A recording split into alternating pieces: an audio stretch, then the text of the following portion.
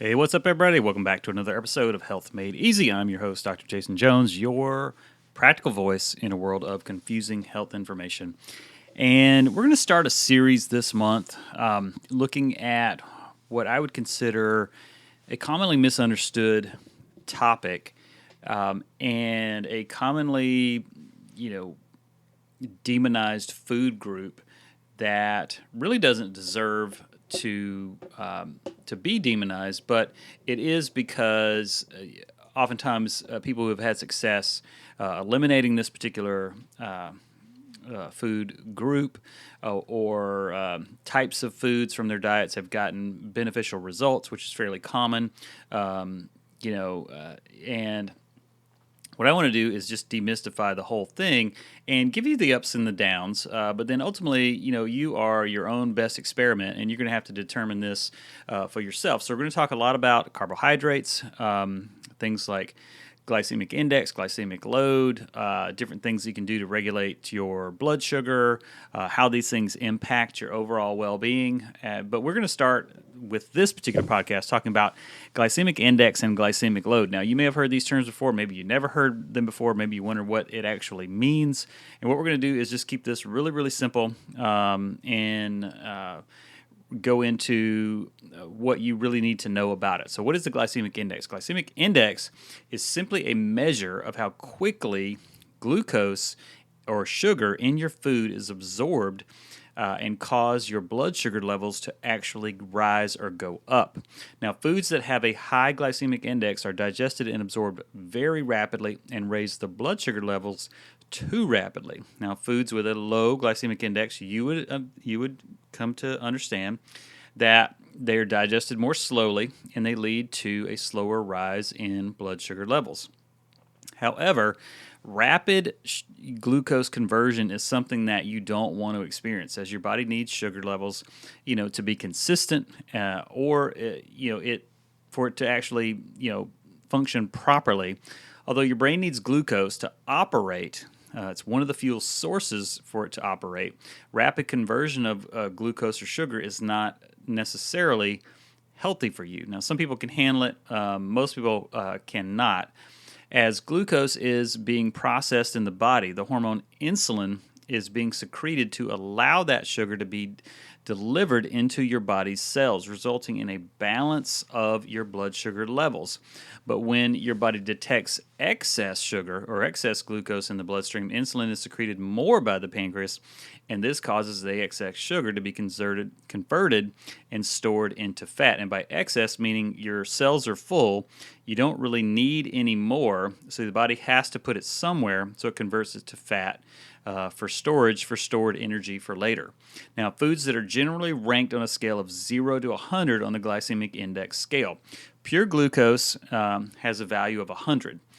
Carbohydrate-containing foods can be classified as low as below 55 for low, moderate is 56 to 69, or high glycemic index is over 70. And you can just go on to the internet and pull up a table for the most common foods, and or a food. If you're not sure about the food that you're eating, you can look up the glycemic index of that food. So what you want to do is you want to avoid a spike in blood sugar.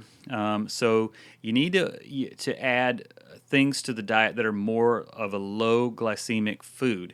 Now, some good examples of low glycemic foods are things like whole oats, nuts, most vegetables, and certain fruits can be in there.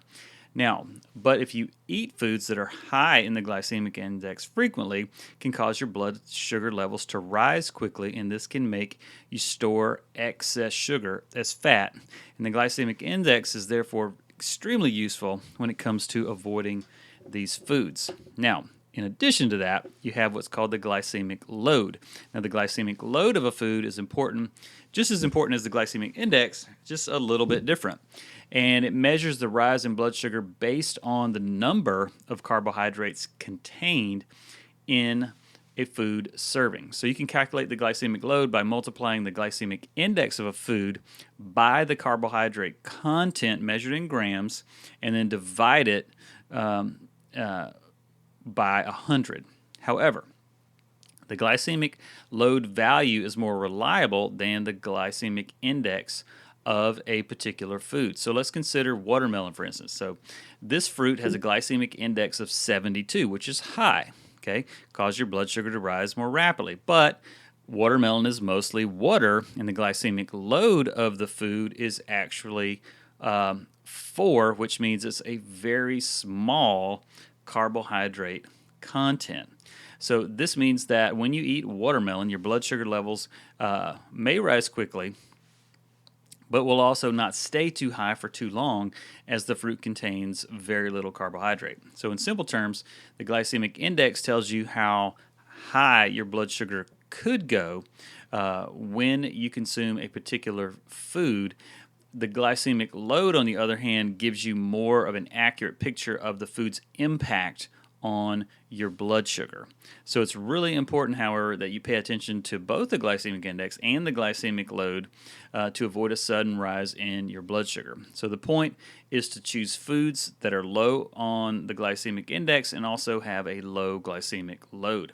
And this goes a long way, to control your blood sugar and conditions such as, diabetes, whether you're type 1 or a type 2. So note also that maintaining a healthy weight certainly is also very important when it comes to controlling your blood sugar. We've talked about this ad nauseum on this podcast, that if you really want to control your weight, you certainly have to control your hormones, and one of the most important hormones that you need to control is your insulin levels, because they play a vital role in not only storing fat on the body, but also keeping your blood sugar regulated. And the more that we can keep our blood sugar at a baseline, not too low, not too high, just kind of going along and keeping insulin out of the bloodstream, your body will utilize stored fat for energy, therefore lowering the amount of fat that you have on your body, so that you can have a more controlled, normal, if you will, body weight.